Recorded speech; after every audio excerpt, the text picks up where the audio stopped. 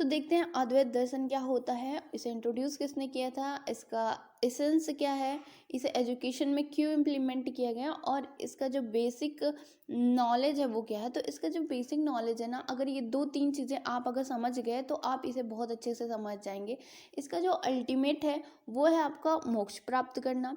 इसमें ब्रह्मा को सर्वोपरि माना गया है और जो आत्मा होती है उसे ब्रह्मा का एक अंश माना गया है। आगे हम देखेंगे कि किस तरीके से इसे हम एजुकेशन में इम्प्लीमेंट करेंगे। The most important philosophy among all branches and सब branches of Vedanta is Advaita philosophy which is propounded by Shankaracharya. तो इसे इंट्रोड्यूस करने वाले शंकराचार्य थे और ये मोस्ट इम्पॉर्टेंट क्या है, ब्रांच ऑफ फिलोसफी है जो इंडियन फिलोसफी थी उसमें बहुत, मतलब ये पीक है, पीक पॉइंट कह सकते हैं, अद्वैत दर्शन था। ठीक है, थोड़ा सा शंकराचार्य जी के बारे में जान लेते। तो ये बॉर्न हुए थे 1788 में। प्लेस क्या था, तो कालिंदी नाम के प्लेस पे, जो कि मालाबार कोस्ट ऑफ केरल, यानी ये केरल में हुए थे। कालिंदी नाम का एक कोई स्थान है वहाँ पे 1788 में। और डाइड, मतलब इनकी मृत्यु कब हुई थी, तो ये 828। नेक्स्ट जो है Advaita philosophy of Shankaracharya is the climax peak of Indian thinking. यानी शंकराचार्य का जो अद्वैत फिलोसफी था वो क्या था, पीक था, क्लाइमेक्स था इंडियन फिलोसफी का। ठीक है, तो ये काफ़ी इंपॉर्टेंट है और इसका इम्पैक्ट हर एक फिलोसफर पे पड़ा है जो इंडियन फिलोसफर हैं। ये हमारी जो लाइफ है, देखिए इसमें स्पिरिचुअलिटी की बात की गई थी, वो हमारे जीवन में बहुत ज़्यादा इंपॉर्टेंट है इन इंडियन कल्चर।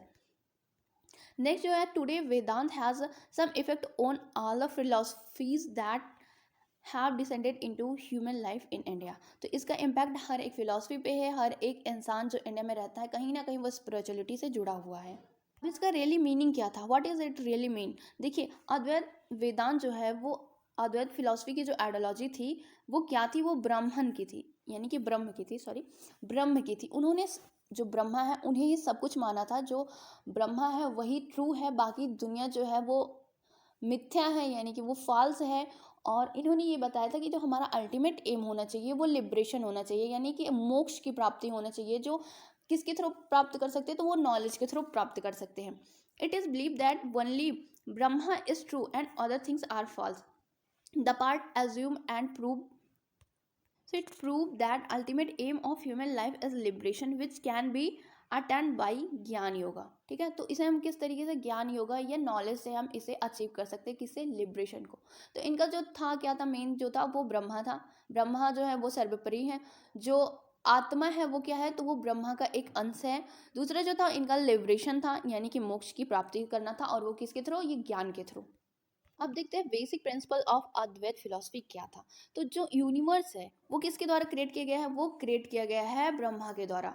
ठीक है, Brahma is the true world, true word is false, यानी ब्रह्मा जो है वही सत्य है, बाकी जो दुनिया है वो मिथ्या या फॉल्स है। Soul is the part of Brahma, जो सोल है वो क्या है, जो हमारा सोल है वो क्या है, एक पार्ट है किसका, ब्रह्मास का।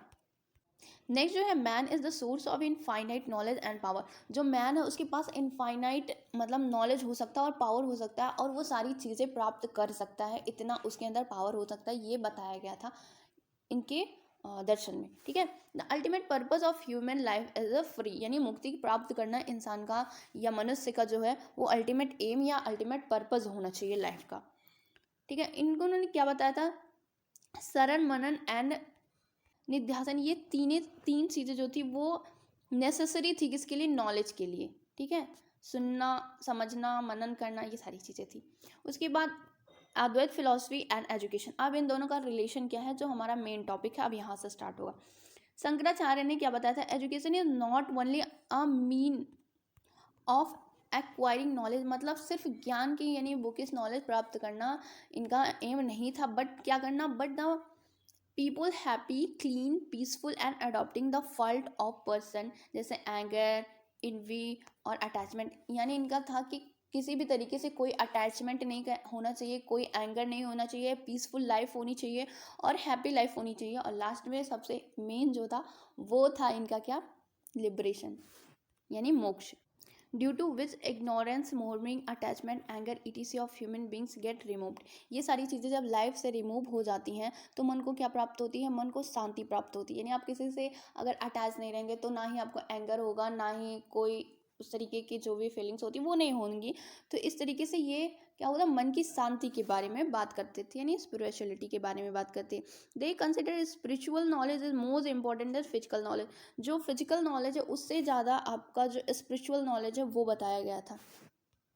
देखिए शंकराचार्य जी के अकॉर्डिंग एजुकेशन क्या था, education is the spiritual path of liberation, यानी कि शिक्षा मुक्ति पर्यंत चलने वाली आध्यात्मिक प्रक्रिया है। नेक्स्ट जो है वो objective of Advaita philosophy and education क्या था। अकॉर्डिंग टू शंकराचार्य उन्होंने क्या बताया था, एजुकेशन का जो है वो education is the free the student from ignorance and gaining knowledge so that he can distinguish between true and false, यानी कि बच्चों में इतनी ज़्यादा समझ या नॉलेज दे देनी चाहिए कि वो क्या कर सके, वो डिस्टिंग्विश कर सकते ट्रू एंड फॉल्सहुड का, कि क्या चीज़ें सही है क्या चीज़ें गलत है, और हम अपने मन को कैसे शांत कर सकते हैं।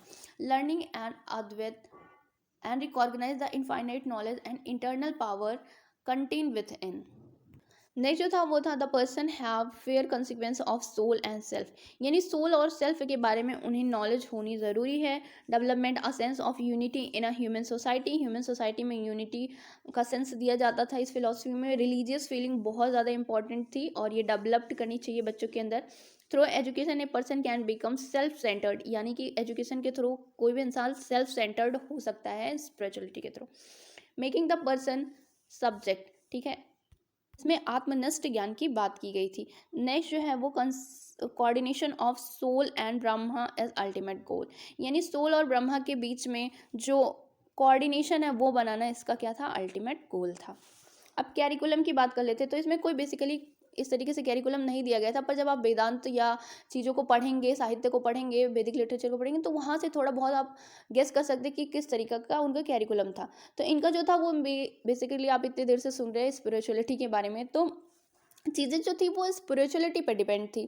प्रैक्टिकल सब्जेक्ट भी कुछ इंक्लूड किए गए थे जो वहाँ पे बताए जाते थे, ठीक है। उसके बाद under practical subject the knowledge required to understand and adjust the word should be included, यानी प्रैक्टिकल सब्जेक्ट में क्या था कि जैसे आपको कैसे अडॉप्ट करना है खुद को किसी भी इन्वायरमेंट में, तो ये सारी चीज़ें कैरिकुलम में पढ़ाई जाती थी। दो मेन था, एक था स्पिरिचुअल, दूसरा था प्रैक्टिकल।